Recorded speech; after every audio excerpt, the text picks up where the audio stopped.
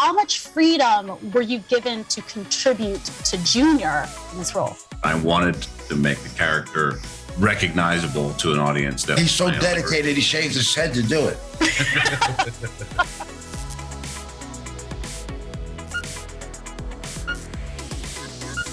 Hi, I'm Rose. I'm from Xfinity, and I'm sitting here with Vera Farmiga, Michael Gandolfini, and John Bernthal.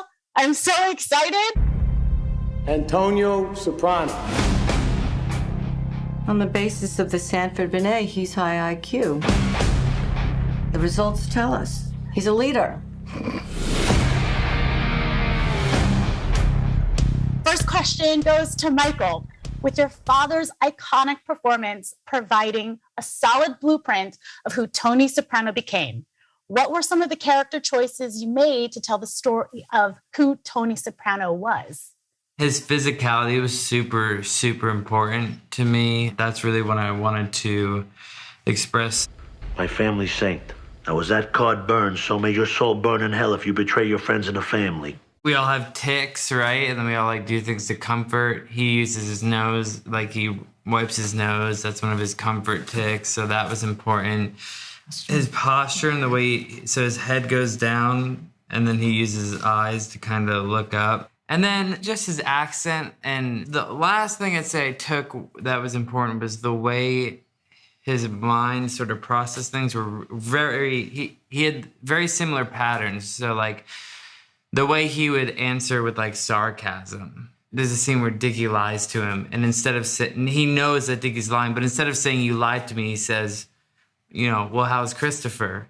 That's just the way he sort of navigates his emotions. Have these patterns, whether he uses sarcasm or anger, or he gets really still. Those were the things I wanted to incorporate.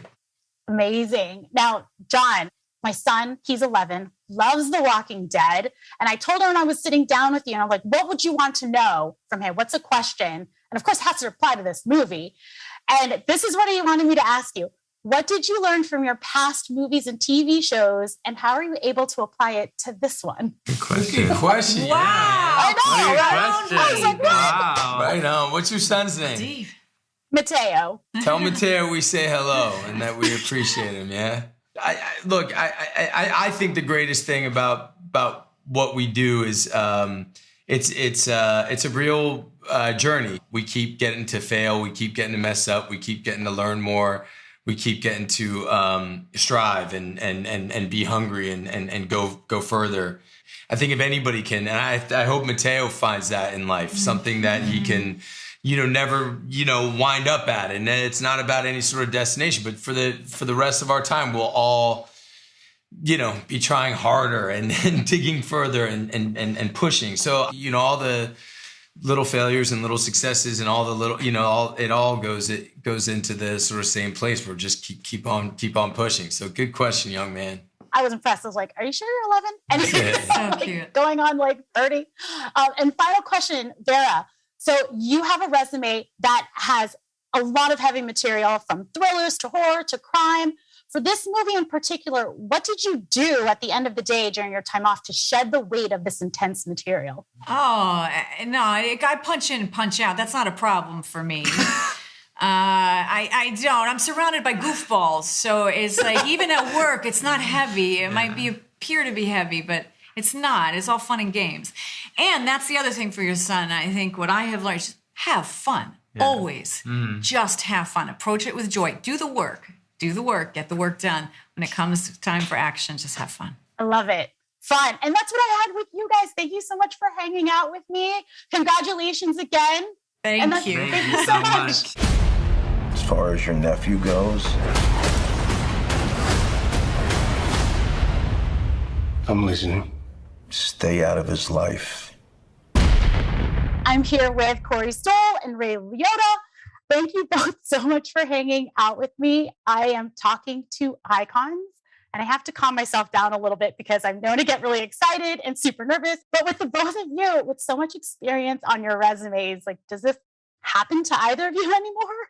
Oh, no, I get more nervous before the first day, as it's coming a weekend, and, did I do enough homework? Am I ready? And I've been fortunate to work with really, really good actors.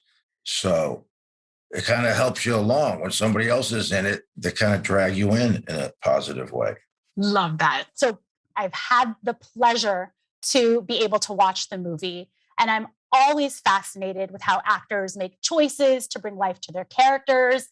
And Ray, with you in particular, there's a scene in the movie where you're eating food and you wipe your mouth with the corner of the tablecloth.